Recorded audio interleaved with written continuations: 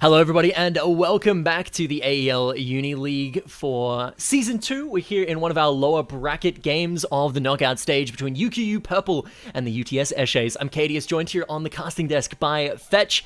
And do we have an exciting game today or what? We have very exciting.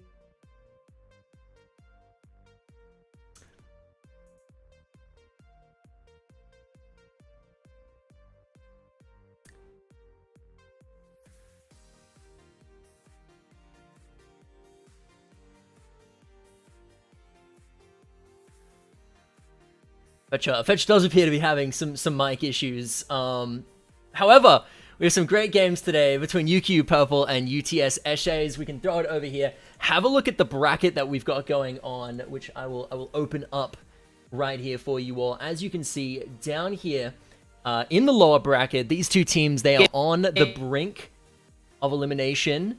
One loss. Whoever loses will unfortunately be out of the tournament. UTS Eshays making their way here with a clean 4-2 over SUT Swangang, though.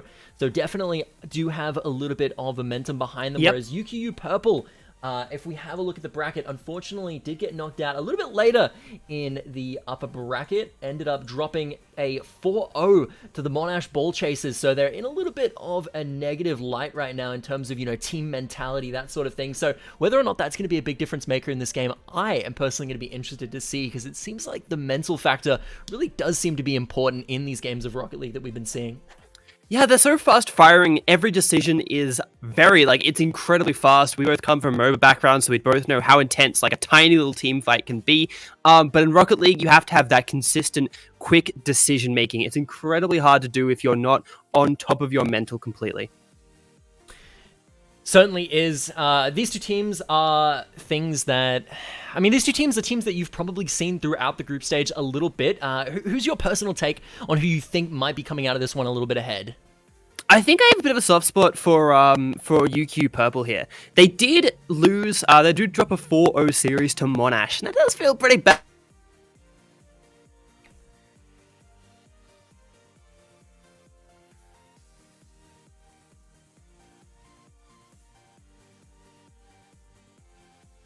We are just currently waiting for our players to hop into the lobby, and obviously we do apologize for the Fetch mic issues.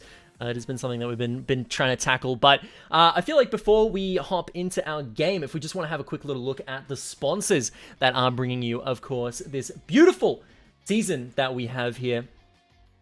Starting off with our very presenting partner, Chatime. What would we be able to do without Chatime? Definitely one of our bigger ones here. As you can see, just filling in for Fetch while we get this all nice and sorted. But definitely, we have got some great teams here today that we're going to be having a look at. So, Chatime, as many of you know, our presenting partner, one of the best places to get bubble tea in the entirety of Australia. Fresh iced tea, you can go in there and try their new range today at your local store. They're actually the fastest growing iced tea brand in Australia, with over 120 Chatime tea breweries with a commitment to quality ingredients and mix-ins and a flair for innovative flavor combinations to brew nothing but the very best iced teas. And of course, we also have our new sponsor, Predator, who has jumped on board. Predator computers, of course, are some of the very leading in terms of gaming computers that you can go and grab yourselves out there. As well as that, we've also got AOC for the very best viewing experience. They're a global leader in monitor display technology. I've got one myself right here in front of me that I'm reading off of.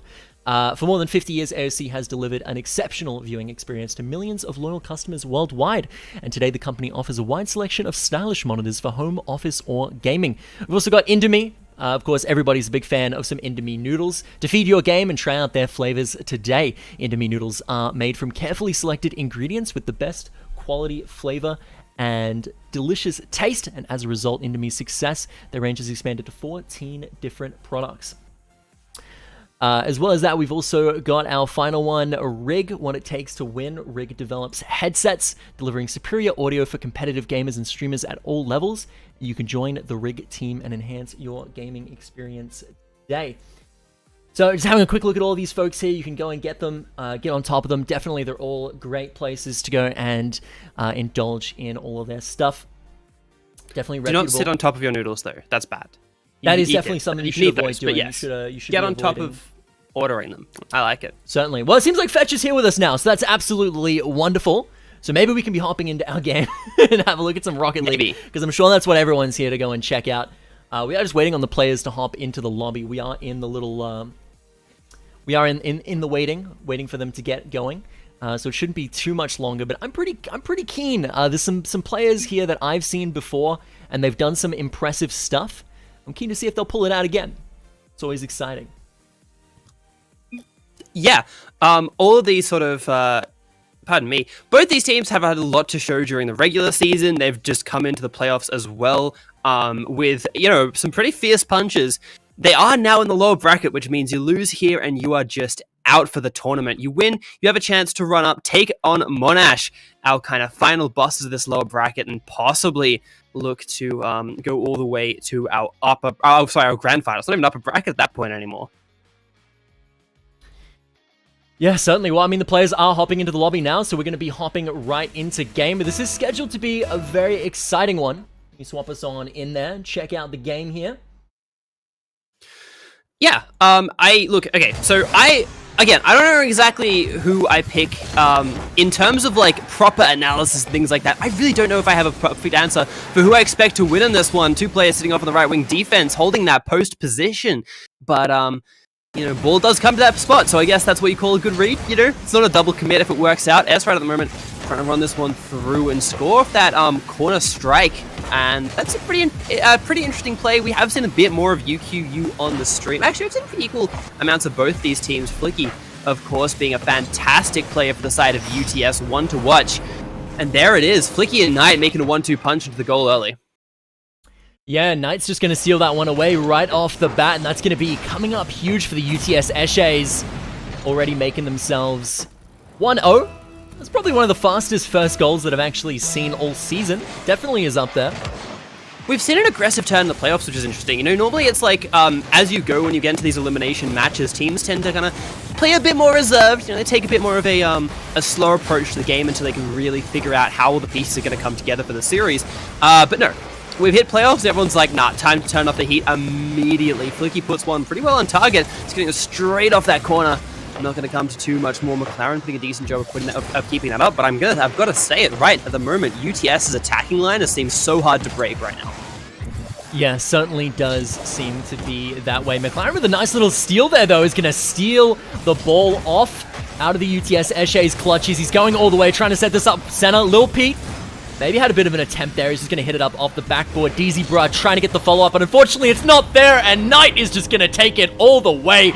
Gets the max punish off of the triple attack that was attempted there by the UQU Purple boys, and is absolutely going to hard punish there on the open goal. Take it all the way and put themselves up 2-0.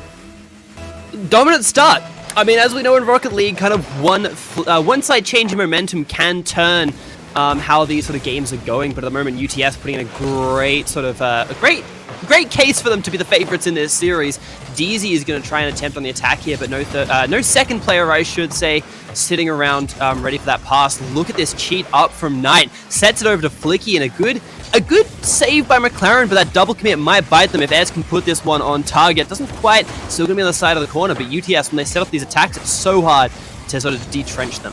Oh no, but if McLaren gets the intercept like that, it doesn't matter. And that's UQU back on the board. Yeah, it does seem to be that way. McLaren getting another one here underneath, and that's going to be the first goal for UQU Purple. And McLaren, I mean, we've seen him to be an aggressive player so far. He was playing, you know, trying to take that ball downfield, trying to set up those shots. Just unfortunately missed just a little bit. Tried to set one up off the backboard for his team as well. But, you know, the follow-up wasn't quite there. But this time, taking matters into his own hands, was able to sink that one in. And again, both these teams playing incredibly aggressive right now, and that's very respectable. DZ Brad just getting a nice little freebie there over the defense. A little bit of a faulty defense coming through on the side of the UTS Eshays. And, you know, you see here, it just goes right over the top of S's head. Flicky, unfortunately, not in position, and they're just going to be able to steal that one away. But yeah, definitely, you do see situations like that where these teams are playing very aggressive with each other. And that's admirable, right? Because as we saw, this is the losers bracket, folks. Whoever loses this is going to be completely out of the tournament with zero chance of coming back. They're just going to have to pack up their things and head on out of here. And the fact that, you know, when you have that much stress behind you to play aggressive and not play defensive, not play scared, really is something special. Yeah, absolutely. You know, if you're able to have those guts to make those plays, it's fantastic. And at the moment, I feel like the extra commitments and things like that, you know, it sort of can bite you in the butt a little bit, but if you're not making those plays, if you're not pulling that third player up into the attacking half, it's so much harder to be able to get these plays. A triple commit, the entire side of UQU go up for that defensive play, and they get away with it, admittedly. Like, that's the big thing, they get away with it, but only barely, right? Just only barely. But, you know, as it stands, they are still 2-2. That's like the bottom line. Defensive mishaps like that, if they keep making them, are going to cost them a hell of a lot. 3 players go up for a defense, go up for the first defense, no one's there for the second, and it's just an easy pass play for UTS. Definitely McLaren here. Again, trying to be the one on the offense. Looks like Lil Pete's going to steal it away. Back into McLaren's hands, though, looking to take this one downfield. DZ Bra with the follow-up. Unfortunately, misses the attack. And that is going to be an opportunity now for UQU Purple. Potentially, you know, they still have to make something of it. They still have to kind of break this defensive line. They still have, like, you know, there's more to do than just kind of ping the ball into your attacking half. Right at the moment, Knight has the potential for a really awkward double touch. Didn't get the pass off either. Good defensive effort to clear that one out wide. This ball is dangerous, though. It's going to be Knight has to get to it first. McLaren, great job from Knight actually reading that play off McLaren. Certainly McLaren definitely seems to be the star player here, but, I mean, there's just some shots, like that shot that DZ Bra had. Like, some of the teams that we've seen in the upper bracket getting close to, you know, like in the semis and the quarters that, you know, I personally have gotten to sit on and cast, you know, they were just consistently landing those kinds of shots, making it look easy, and it really does feel like that's the sort of thing that separates those teams at the top in this knockout stage to those struggling in the losers bracket. It's the ability to consistently make those shots in the pressure situations. And unfortunately, that is something that UQU Purple and UTS Eshays are going to have to really shape up if they're looking to not just make it out of this game, but also make it all the way. Oh, absolutely. You know, a couple of seconds left. It looks like we might be going to the first overtime, though, and that's pretty exciting, especially for the first game in this series. Knight wants to put an end to it, wants to try and close this out right here. Not going to happen. Here's our first overtime. It's pretty exciting.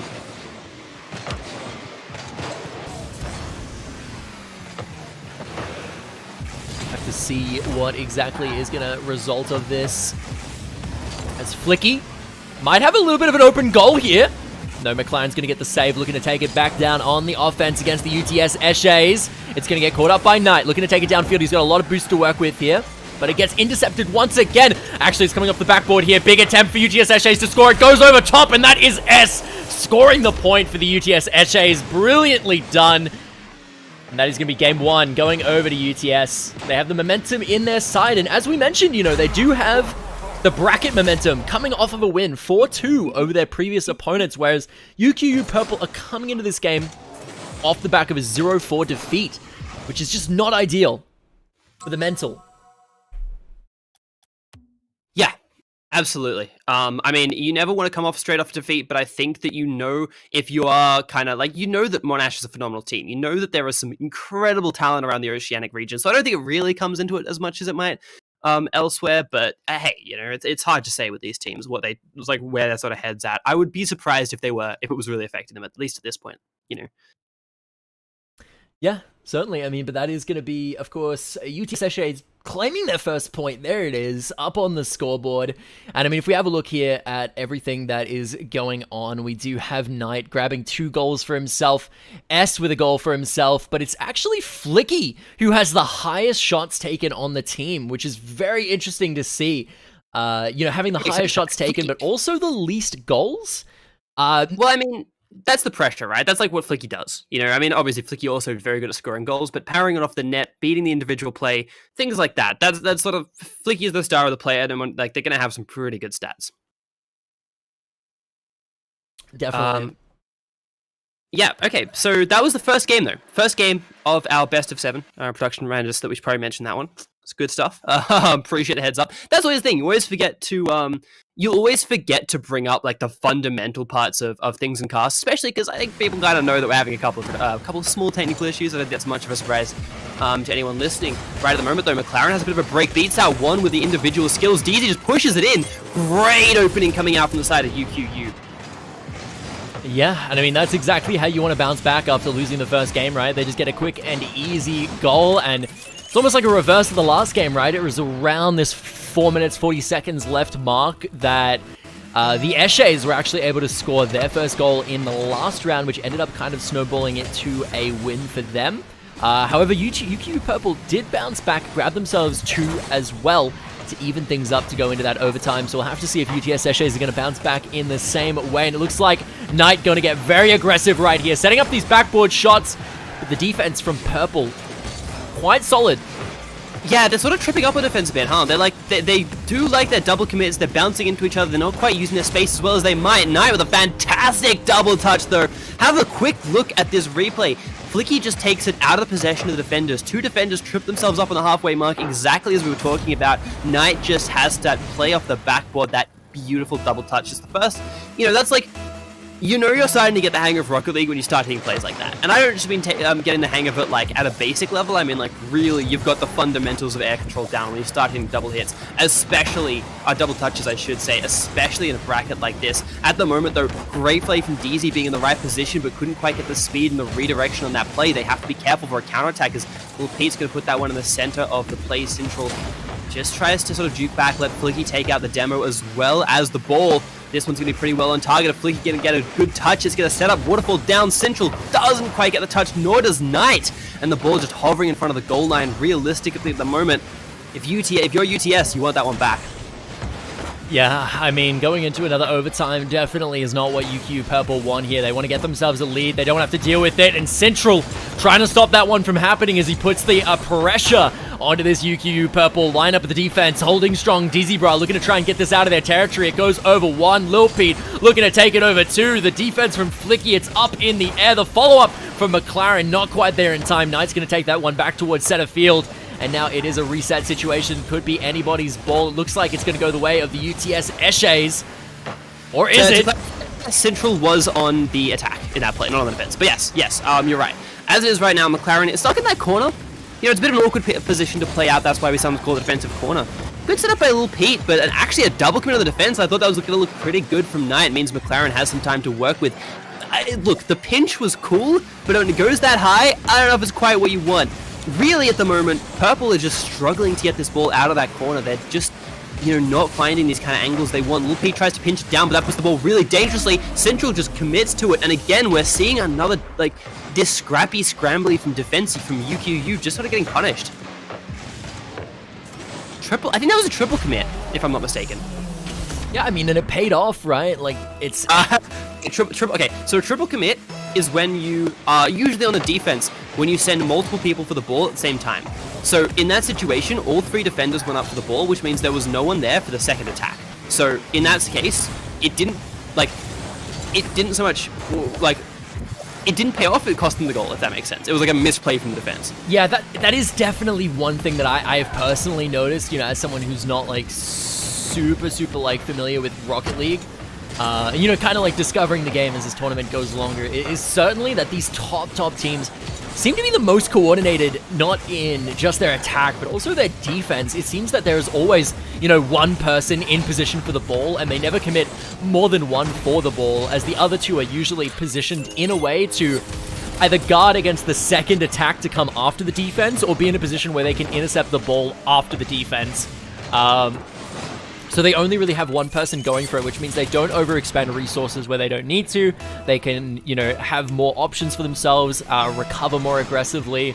And that definitely seems to be just something that these top-tier level teams do very frequently. But can we just talk about that goal? Because that was an incredible goal. Did you see the angle which was put on that? It was like the tiniest little angle, so tight the defense didn't really have a chance to sort of jump to it. And we did talk about how the defense in this game has looked scrappy. They haven't been that coordinated.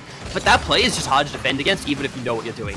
Fantastic stuff from, I believe it was DZ, right? Yeah, it was DZ. DZ picked up both their goals. Finding that tiny angle out of left field, the individual solo play was just fantastic. And it's just that sort of stuff which we're going to need to see UQU Purple do a bit more of. Central almost puts a straight on target solo. Oh, but it's the curse of AEL. It's the own goal. We thought the streak was done. Kadius, but Lil Pete just sort of gets knocked into that one, I think. So fair enough, but it's still devastating when the game is this close.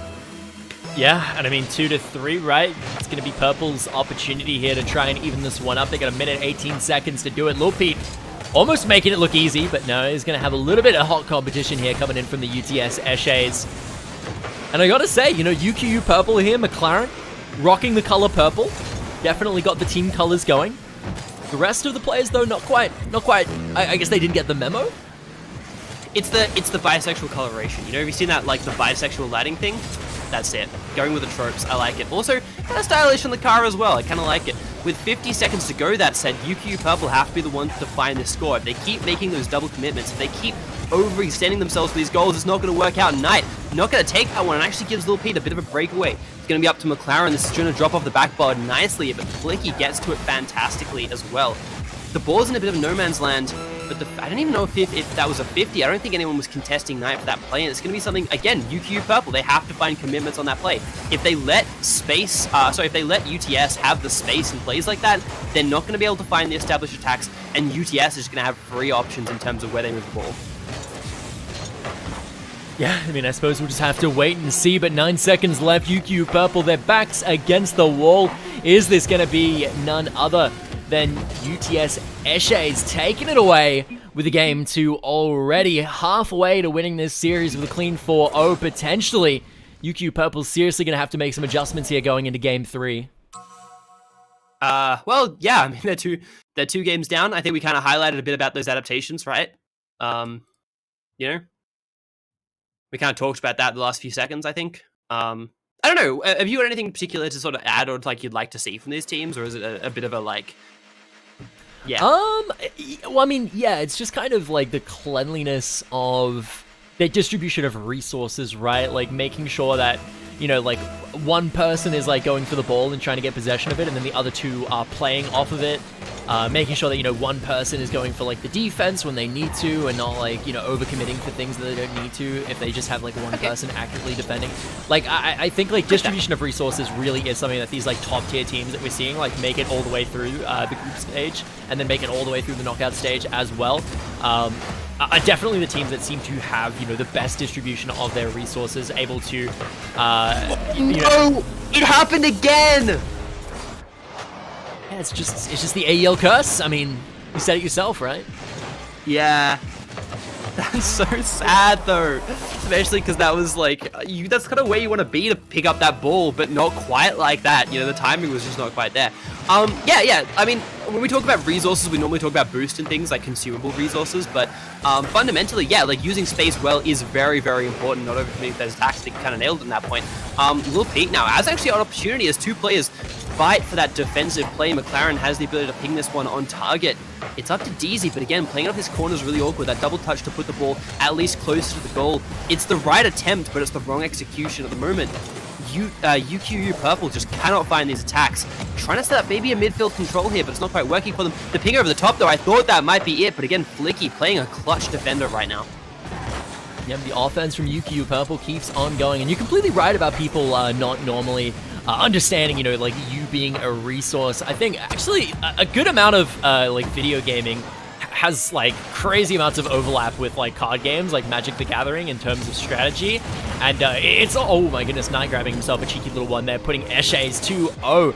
But yeah, there's a big concept, sort of like a learning curve concept in Magic the Gathering of a player learning that, his health is a resource. Like, your health is a resource, and burning it at the right times for just the right amount can sometimes be the difference between life and death and winning or losing, rather than just playing conservatively and playing like, no, I need to stay on like maximum life the entire game.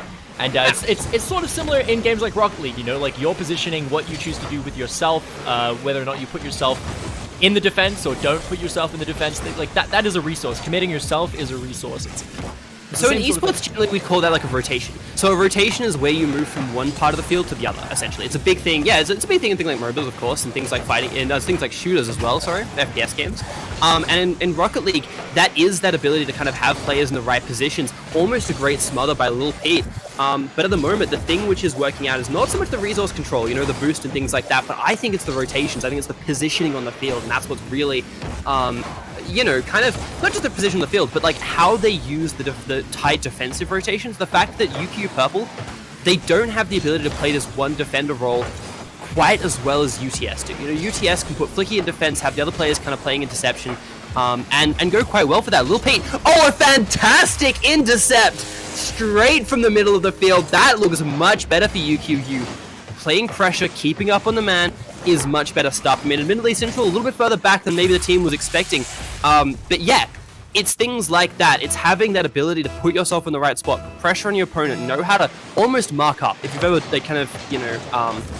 thought about traditional sports, things like European football, making sure you keep one person on the player, that's what creates those interceptions. Oh, McLaren, that was damn lovely. 2 back-to-back as well tie this game up. Yeah, definitely is super well played. And I mean, I completely agree with you there.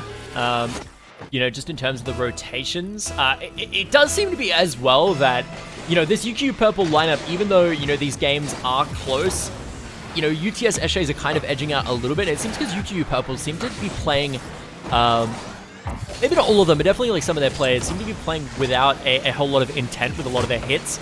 Like you look at the top teams, right? Like every single hit is that usually... was so unfortunate. Yeah, I mean, you've got to make each hit count. You have to. You can't afford to make shots like that. Like Central, I believe, was going for I don't know, maybe some sort of ground pinch, but just lost the ball. It got too far ahead of them. And again, what I've liked about UQU, the adaptation they've made in this game, is being able to put themselves in that position to ping the ball off an interception, things like that, but it's okay because Central and Knight make a 1-2 play to answer back, and this is quite a high-scoring game so far. Yeah, I mean, 3-all, 2 minutes left until we go into an overtime here, but definitely a great 1-2 there off the rim of the goal. But yeah, no, certainly, it's just that extra layer of intent. Sometimes the difference between, like a good player and an excellent player is just that little bit to be able to think, like A, B, C instead of A, B.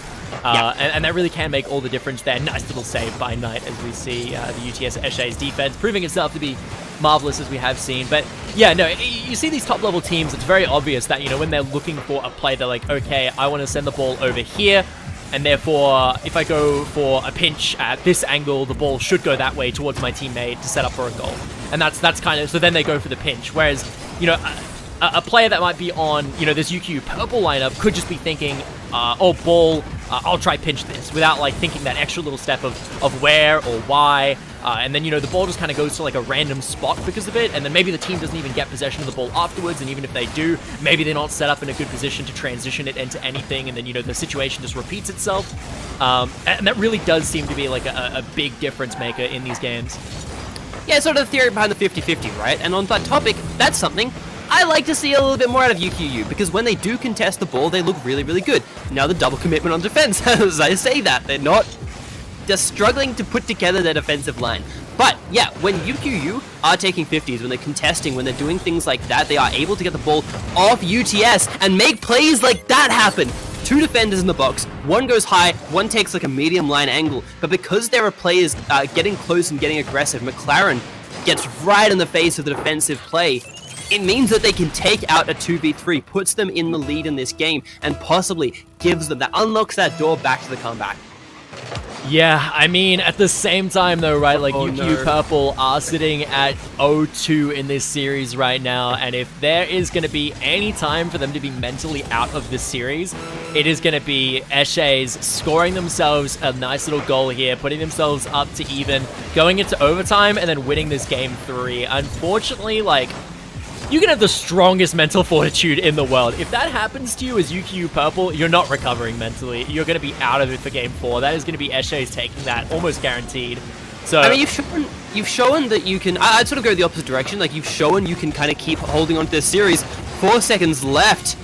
really, actually, kind of a bit of a better turn for the UQU defensive line. Little Pete just flicks over the top. No Rule 2 in action today as the play comes to an end off that grounding. But yeah, I'd kind of say the opposite. I think that UQU have shown that no matter what they're up against, they have answers, they have plays. Yes, they're committing on defense really awkwardly. Like their defense, they need to patch up a bit. Some of their attacks as well, they're taking up the same space. They're not quite coordinating amongst each other. It sort of becomes these individual plays or these, backboard pass plays and things like that, which are what's coming off for them. But I don't think that's the end of, like, I feel like if UQU can hold strong in their mental because of that, and maybe there's like a captain or something like that stepping up and being like, hey guys, it's all right, we got this. I think that their mental can withstand one best of 7.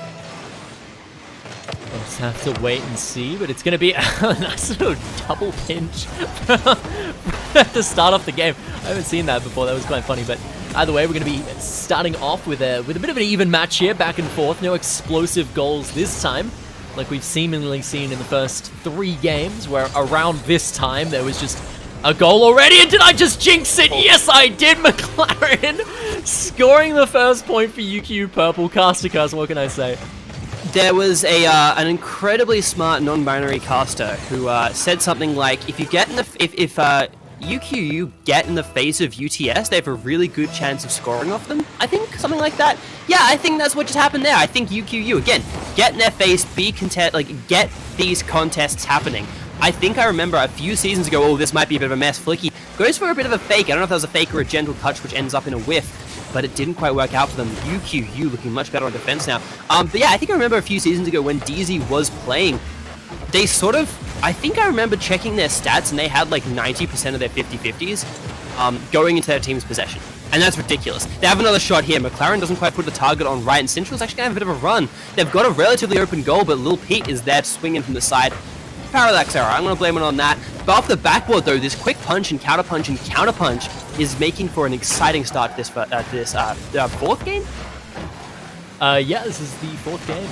Only 1-2. Flicky getting a bit of a timeout. Oh, no. How'd that not go in?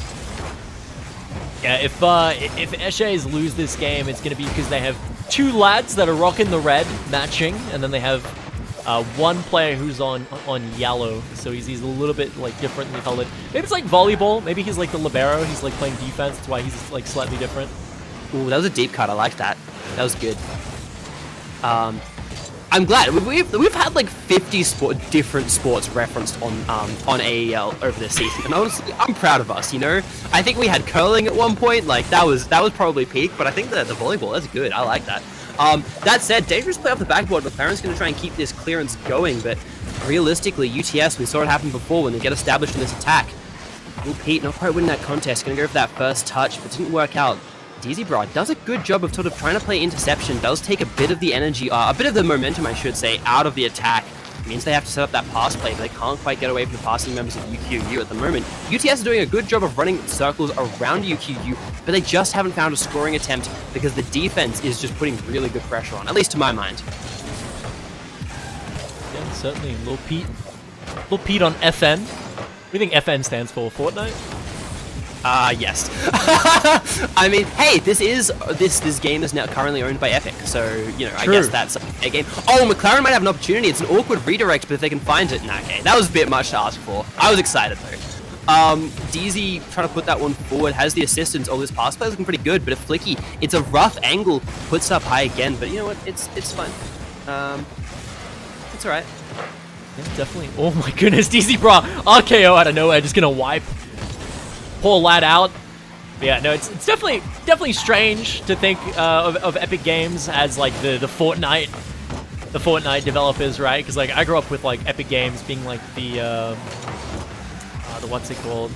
Ooh, Easy Bra gonna grab himself a nice little easy one there, right down the middle, more like Easy Bra. Look at this. The ball gets set up towards the midfield, right in front of the goal. Bam! Easy Bra's just there in position, ahead of the defense. And he sinks that one in. Gears of War, it's come to my head. Gears of War is what Epic Games was known for when I was growing up. And, they're very, very different game to Fortnite. Yeah, a little bit. Oh, that was a big shot on goal. Didn't quite see it because of the demo. I mean, they both use guns. to be fair. They both use guns and have pretty intense auto aim. That's all I'm going to say. Oh, no! It can't happen 3 times! That's not allowed! That's not... Like... Off the backboard, here it is. There's the defender. And Central was the one to get the own goal. That's 3 in 4 games. We're making up for that one series where I believe you in formal cast where there wasn't a single own goal. Absolutely making it up in intense ways. Central, though, gets one on the other side of the field at least. Has made up for it immediately. We can kind of scrap that from the record in effect, you know. Scoring 1 on each goal, that's fine. That's an even count. Yeah, definitely. I mean, UQU Purple are actually winning this game quite convincingly. Maybe their most convincing game yet after barely scraping past in the last match. And you know, you have to wonder if, you know, they're like an egg where, you know, they're just kind of cooking, they're cooking, and then, you know, it gets to this game 4. All of a sudden, this UQU lineup are hard-boiled, and as I say that, UTS Eshays is going to put themselves only 1 point behind with a minute 16 remaining. Definitely could tie this one up into an overtime situation. We'll have to wait and see. So have you ever seen a scrum in Rocket League? If not, that's what it looks like. That's basically just one of those, like, it's a scrum on the touchdown, on the try line. Oh, I've been watching too much NFL. It's a scrum on the try line. You know, it's like where it's like, you know, we can just run this through, I reckon. Let's just do it. Let's give it a shot. And whoa, Flicky gets another one. The turnaround from UTS is just so fast. This passing play off the, I think it was a passing play off the left board. Yeah, Knight doing a fantastic job to put that in just the right position. UQU's defense is getting really hard checked now. Yeah, if that was even a pixel higher, that probably would have just bounced off the backboard, but now they're able to sink that one in nice and solidly. Yeah, I know how Scrum works. I've never played Gridiron or Rugby Union myself, but I did play Rugby Union 2005 on the original Xbox, so you know, that's my Scrum experience for you. Yeah, I don't know exactly how Rugby Union works. That game makes too much sense. There were a lot of people at my school who played it, but I was just like, I don't know, man. I'm gonna go play something easier. But yeah, it's the same theory, right? You just shove the ball or your mate over the line, and as long as something generally helpful across it, that's a score. Easy, done. 30 seconds remaining. You have to wonder whether or not this one is going to be taken all the way to overtime. UQU Purple, they're going to want to fight for this one. UTS Eshays currently sitting at 1-2. If they win this match, UTS Eshays are going to be sitting on match point going into game 5. So really want to have this one in their back pocket, UQU Purple, to give themselves that extra game buffer to make sure that they're not going to have to play, you know, that impossible mental situation where they have to play 3 games and win all 3 without dropping a single one. That gets stressful. So definitely, you know, the stress is going to be behind UQU Purple right here, and it might cause them to slip. It might give UTS Eshays the opening to actually score in the end. We'll have to wait and see. Either way, it's going to be Pete looking to make the first assault in this overtime situation. Yeah, it's not going to come to too much right at the moment. They haven't got much momentum on this play. I mean, it's UTS doesn't have much momentum on the play. Not UQU. It's probably would have led from the way I carried off that point. But hey, you know what I mean. Right at the moment is going to be Lil Pete trying to set up some sort of clearance. They don't really have the possession or the ability to follow up on this one too easily. Maybe a bit of a hard ask for them, but actually Lil Pete straight in front of goals. There isn't a third player there to be able to push that one in. DZ is off to the side, so is McLaren. They're not going to quite find the angles on this, and it might be just a solid clear out from Central if they can get the pass off. Not happening right at the moment. DZ with an attempt on that shot, but Flicky just holding true on the defense. Central going up quite aggressively. Would actually have the potential to contest this play from McLaren, but again, they need someone to pass to. They need an orange car there somewhere around. The pinch attempt from Knight was really good. Central puts the ball in a very dangerous position, but much better defense right at the moment from UQU Purple. Well played. I mean, this is a long overtime, over a minute. Not often do you see this. I know all the overtimes that I've seen in the tournament have usually ended a little bit faster than this, but I mean, that just makes it all the more stressful as a demo is going to connect onto Lil Pete. Flicky losing possession of the ball, and it's going to be McLaren hitting it up. Unfortunately, Flicky going to get whiffed a little bit. Lil Pete might have an open goal, but no, Knight with a great recovery is going to be able to reset this one back, or is it? Back towards the midfield. Central going to hit that one up. Lil Pete looking to try and drive it through. No, he's going to whiff, unfortunately. Does find himself another demo onto Flicky. Flicky's car is just having to get rebuilt left, right, and center. The pit crew truly working overtime right now in this overtime. That's a double overtime. Overtime squared, one could say.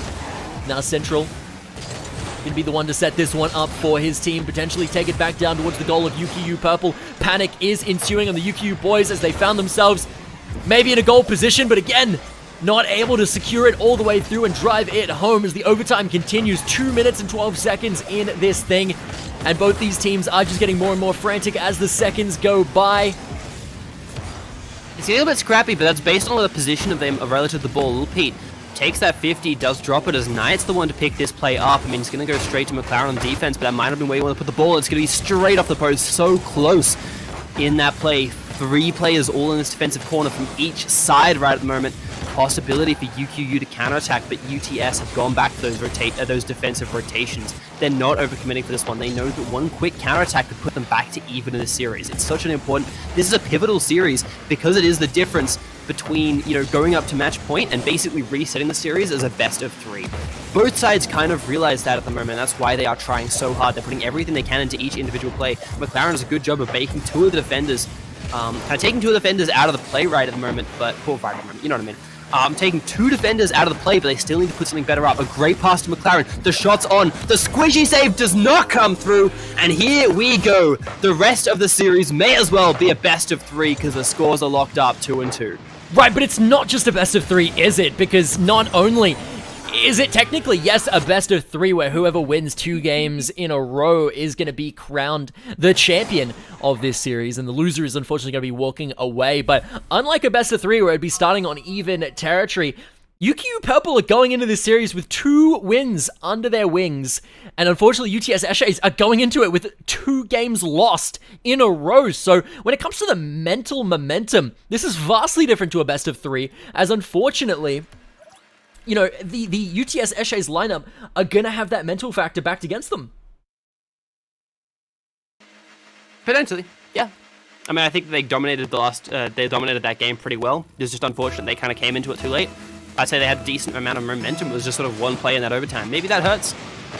But given how good they are at sort of rebounding, I don't know. I don't know if I buy into that one right now, especially with Flicky. Sets up plays like this. Knight almost gets to that one. They're going to index the 3rd player after Central. Ends up with a demo instead of that touch. Don't know if that's quite what they were going for, but hey, I mean, defending the ball with your life from Lil Pete, that seems pretty good. DZ puts that one in front of goals. A bit of a whiff from Central. I mean, I think they connected with the ball, but they didn't quite get the touch they might have liked. So now the play back, UTS on defense. We don't see this as often. You know, they're so good at creating positional advantages as well. DZ goes up with a 50 against Knight, takes that one pretty comfortably. Actually, Central, great interception. Knight, if you can beat out the defender. Not going to happen. A knock on the defender, a demo, something like that is so important. It's what we've seen, how we've seen some of these goals engineered. Double demo off the other side wasn't quite what I meant, but hey, you know, whatever suits your taste, guys. Yes, Central playing so hot right now. Even grabs himself the double elim. He is just absolutely all over this team right now. Looking to maybe be the one to grab the ball here. No, it's going to be Flicky who's going to hit it down the midfield. Splash indeed as Flicky scoring the first goal for the UTS Eshays lineup. It came a little bit later than our previous 4 games, but still in the first couple of minutes of the match. That is definitely going to be a nice thing to have for UTS Eshays. Reset the mental after losing 2 games. Be like, all right, we've got the lead here. Just have to hold on to it for a couple games, and we'll be the ones walking out of this match with the victory. Yeah, and I mean, this is what I was saying. UTS, they don't have... I don't think their mental's boomed. It doesn't seem like it for me. I'm going to call that one. A good setup on the pass, but again, not quite putting that shot on, not quite putting that, having the speed or momentum for that killer sting on the attack. DZ wants to keep the attack going right at the moment. Keeps some momentum for UQU. They don't want to drop this one too early. Central puts the ball up high. He's going to pass it over the top of Lil Pete. It's off the backboard. Actually, DZ sets up a nice defensive play as well. And yeah, like, it's interesting how these backboard plays haven't been quite as devastating as they have been in other series. Normally, that's like the touch of death in this game, where the second that happens, the series, that point is busted. Here's another play. It's going to waterfall down. Not quite. It was a little bit far out. There wasn't a player to pick it up either, as DZ's going to put this one straight on again, and Central just pass it out that defensive corner. No clearances yet for UTS, which means they're still in danger. Certainly are, but I mean, I definitely think this game is a little more aerial than our previous ones. The ball's had a lot of airtime compared to the previous 4 games, I feel. I'm not sure if that's an adaptation of the players or just coincidence or what, but it seems like aerial combat is kind of the game plan right here for these teams. They're trying to hit it up. They're trying to look for those backboard shots, like you were saying. And although maybe not as successful as, some games are with those backboard shots where, a little ding off the backboard is almost certainly a 1-2 follow-up into a goal. But, it's still happening, and occasionally, if enough of them happen, Knight will be able to pick up another goal for UTS Eshays. Now 2-0 in this match with only 2 minutes and 23 seconds remaining. Definitely where you want to be if you're the UTS boys. Yeah, the side of UTS, that would be pretty happy with a situation like that. I mean, yeah, the playoff backboard did work out there. I think it was actually the counterattack. I think it was the rotations which kind of cost UQ Purple the goal there, but UTS keeping on the momentum, not letting that advantage before not letting the disadvantage of being down 2 games in a row kind of get on their, under their tires. It doesn't quite work out well. Here's Flicky trying to set up another one. There was one player trying to run interference, get those knocks, get those nudges, get those bumps. But they just wasn't quite working out. I do think that's going to be a decent answer in this game. The defensive rotations are coming in pretty quick. Admittedly, it didn't in that last game, but I think that the attacks aren't fast enough to catch the players on defense most of the time. I'll catch the defenders off guard most of the time, so you're going to have to start going for those knocks and those bumps. The passing plays, that said, from UTS, this game in particular, have looked pretty nice. Yeah, minute 32 left. UQU Purple have to score soon, otherwise it's going to be all but over. Lil Pete on FN trying to do just that, but unfortunately the defense just too good from UTS Eshays at this point in the series, and this one not going to be going much of anywhere either, as Knight grabbing himself the pinch against Lil Pete FN. He's going to hit it up. It's going to be DZBra with the connection. Central's there for the defense. He is going to connect. It's going to go up in the air. Knight looking to hit this one back towards center field. Flicky for the follow-up. Ball possession going the way of UQU Purple, but not for long. Is Knight going to go for another backboard play? Is the follow-up there? Yes, it is. It's going to go a little bit too far to the left, unfortunately. That's going to be a whiff for the favor of UTS Eshays. Put UQU Purple back in a position to maybe score themselves a goal. 52 seconds left. Time is ticking. If they don't score one soon, the chances of them scoring another one is going to be all too slim in this Game 5. Yeah, I mean, right at the moment, they have a good counterpunch there, but again, Knight's back. I talked about it before. The attacks aren't fast enough to catch the defenders off, at least from the side of UQU. UTS, they've been finding these. They've been catching the rotations off. Flicky with a great pickup in the middle of the field to pull that one all the way across. And I didn't see the whiff you were talking about. Where was that? I thought there was a good defensive effort by UQ. I think it wasn't a perfect defensive effort. It was sort of a step up from what we were seeing with the commitments earlier. There was a shot on goal that was done, and it hit the left goal post, like, just slightly. Oh, okay, I thought it was smothered. But yeah, it's been about those commitments, things like that. Central at the moment going to try and carry this one through. A good flick into space, but again, not finding an orange car.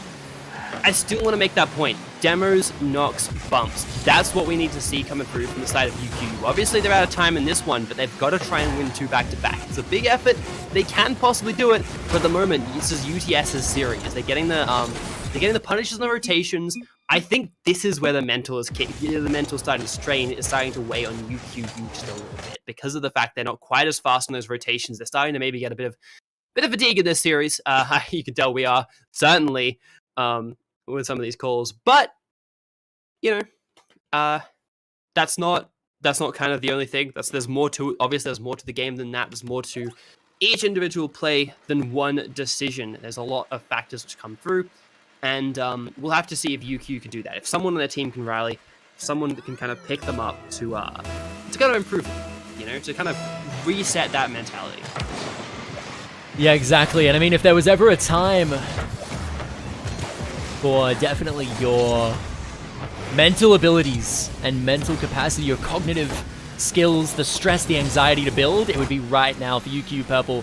Match point behind them. They need to win those 2 back-to-back games. Just not where you want to be in this kind of mini best-of-3 series, as you would dub it, especially, going into it with the wings in your sails, or the wind in your sails, I should say. Yeah, that would be good. That's what you want. That's ideal. With wind in your sails. And I mean, it's not just that. It's how many times UQ have tried to go for shots, how many times they've been denied by the defense of UTS, so they haven't quite found those angles. How UTS can just lock in an attack like this, and it's been so hard for UQ to defend it.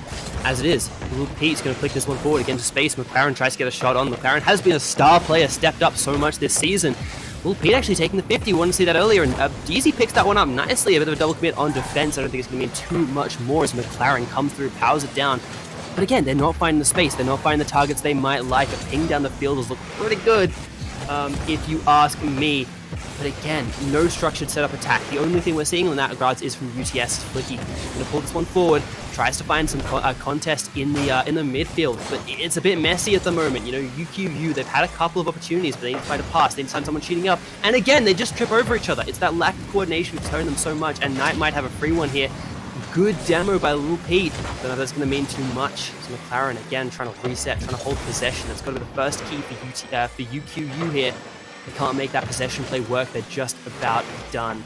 McLaren here has an opportunity, tries to pass it up, but both players, they've rotated back. They're playing defensively. If there's going to be a play, it's got to be the aerial dribble. Little Pete goes for the follow-up attack, and actually, it was perfect. It was calculated all along.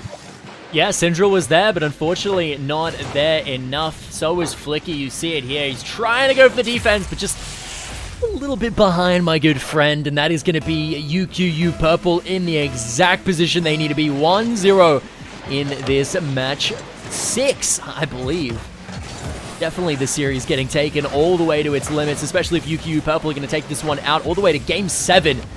Quite literally the final match.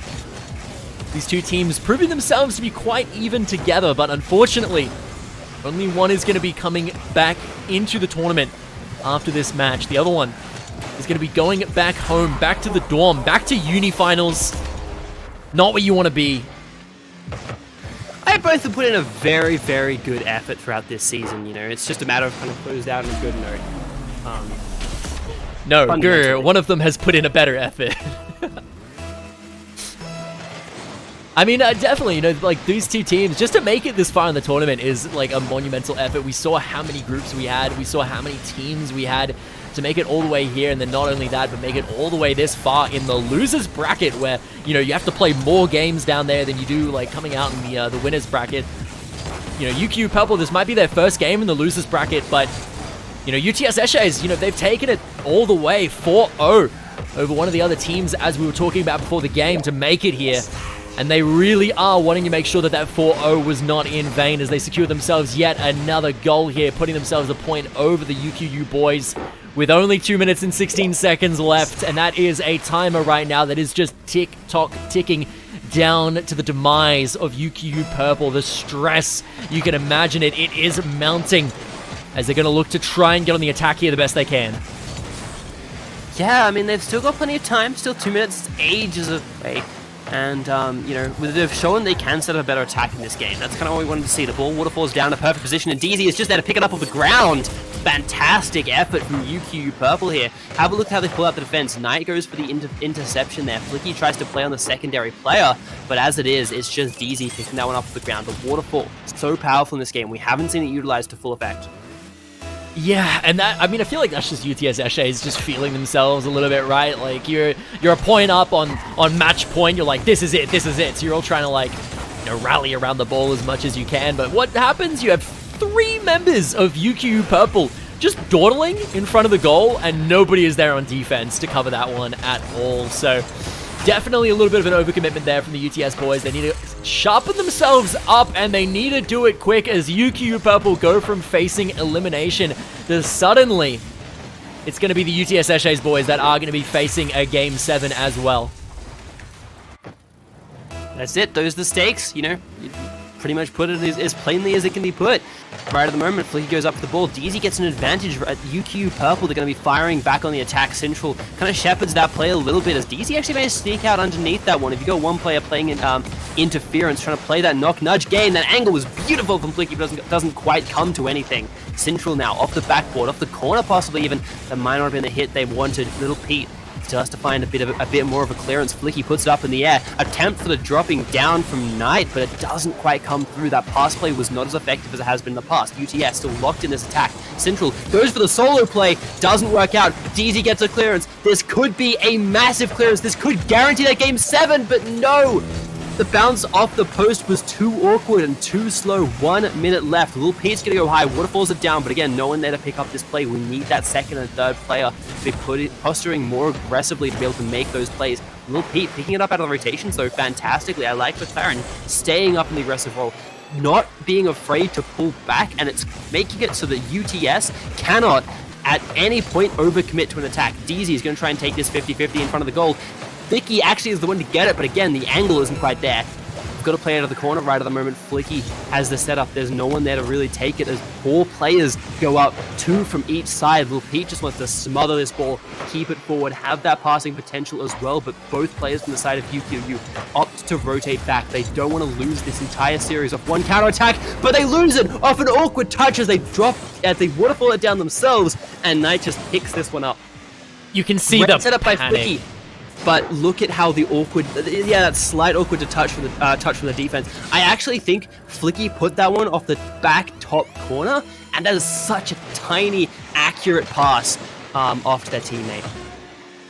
Yeah, certainly. And I mean, UQ Purple were just trying to play getaway that entire time. They weren't even playing for offense. They were just playing for get this ball away from our goal at all costs. That is priority number 1. But the UTS Eshays was just relentless with their offense, and now the ball is going to touch the ground. Overtime, kicking into gear, 3-3.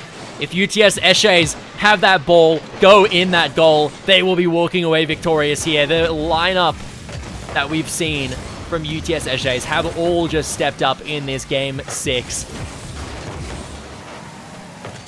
Yeah, well, I mean, I would say it's been a bit scrappy from both sides. I would say we're getting some pretty messy Rocket League, but there has been some brilliant art in amongst all of that. The defensive lines haven't quite had the same structures they might have liked before. Last time, UQU did a fantastic job on that defense. Now, last play, they did really well. They had the composure, but it didn't quite work out given just how brilliant that pass was elsewise. Central tries to recreate the magic. Waterfalls it down. Knight almost gets that touch, but the defense, again, holding strong. It was a bit more scrambly, a bit more scrappy, but not completely. You know, they still did enough. McLaren wants to pinch this one up. It's in such an awkward position. Again, a little Pete for the 50 for that game at least, to keep themselves in the series just a bit longer. Doesn't work through. McLaren tries to put the ball at least somewhere in the center, but they just didn't get the touch they might have liked. UQU playing a bit like a team possessed. Little Pete with a demo. They managed to get one, so it's going to be a 3v2 at least for the next little bit. But it doesn't come through for them. It's off the corner. It's into Flicky's hands. But again, Flicky, no teammates, no players overcommitting. They want to make sure they can keep those players in reserve, as this could be dangerous. DZ in front of the goals. Another waterfall play. It's just going to be kept up. The defenders don't get a good touch on it, and Central eventually finds a clear. Yeah, definitely. This is a close overtime so far. It's been very back and forth. You can tell UQ Purple, though, definitely are playing more on the defense side, right? They know that, like, no risks! And they had someone sitting in defense, but he just didn't go for it. I think they were static. I think that was a static defender. Yeah, see, they had the person who was back in the goals was a static defender. They weren't rotating. Yeah, and unfortunately, you know, he just was not able to get the defense there. They were just kind of sitting there. And Flicky with the hard punish going up over the top. And what a performance by the UTS boys. GG.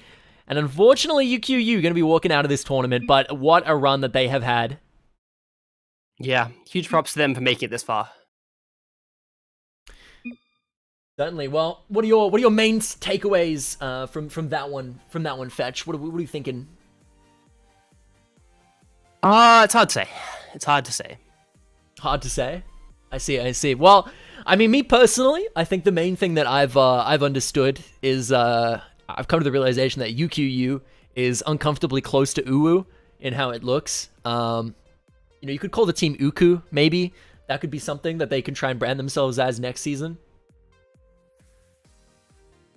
The possibilities truly are endless. Possibly. I mean, so a lot of these teams are representing universities and things like that. So the University of Queensland, that fits pretty well. And it's already their brand they're sticking with. So, you know, maybe they'll stick with that. Who knows? Yeah, certainly. But yeah, thanks again to all of our sponsors. Yeah, certainly. Do you want to do the honors this time of shouting out our wonderful sponsors that have brought us the Australian Esports League University League for Season 2 right here for Rocket League? Yeah, sure. Thank you so much to Chatime, our presenting partner, Predator. I forgot all the little bylines. Chatime, Predator, AOC, Indomie, and Rig. Thank you all for helping us put on what has been an amazing season so far. Yeah, definitely. And don't forget, folks, we've got more games coming your way. And if you want to experience all of it, make sure you're following right here at the AU Esports League, and that is at AU Esports League on all of the socials, including Facebook, Twitter, YouTube, all that good stuff to catch all the action, not just for Rocket League, but of course for all the games going on in the University League and, you know, the other leagues as well. University League's huge right now. Everyone is entering the later stages of the knockout phase, basically. We've got Rocket League going on. We've got Dota 2 going on, Counter-Strike, Rainbow Six. I believe World of Tanks just kicked off recently, so if you're a Tanks fan, that's something new for you to indulge in over the university season. As well as that, make sure you're checking out Twitch, which is not AU Esports League. It is AEL Uni and AEL Uni 2. Two channels, double the content, double the fun. Make sure you're following both of them so you don't miss a single stream. As well as that, we've got our lovely social medias that you can see down here to check out all of our wonderful Twitter opinions that we've got going on. I know I post on there occasionally. I got to get a little bit better at that. What about you, Fetch? Are you active on your Twitter, or? Absolutely. When you're disabled, that's like one of the things you can do. So, you know, that's nice to have. Makes a lot of sense. Makes sense. I can see that. But nevertheless, thank you so much for joining us on this beautiful game. Another big congratulations to the UTS Eshays. In fact, do you have anything that you want to add before we head on out of here? Not in particular. I think it's going to be very exciting. We start getting to the top few games. My audio cuts out, but I think that's going to be okay for now. Sorry about that. It's a bit of a scuffed stream. But yeah, you know, I think that as we get close to the real final few in this series, it's going to be absolutely fantastic. All the teams looking pretty good right now.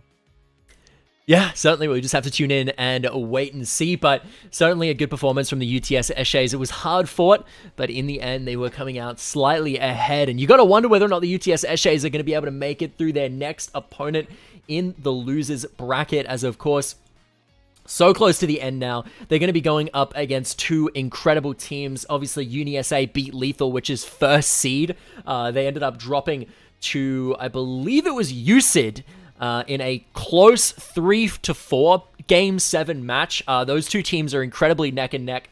I would definitely back Beat Lethal to get out of that one. However, standing between them and this match against UQU Purple is going to be RMIT Black, which is going to be another lower bracket game that gets played. So if you're interested in checking any of those games out, including who's going to be meeting UCID Rocket League in the grand finals, definitely stay tuned right here to the AEL Uni season. But until next time, thank you so much for tuning in. We'll catch you on the next stream. And I hope you have a beautiful rest of your Friday and a wonderful weekend.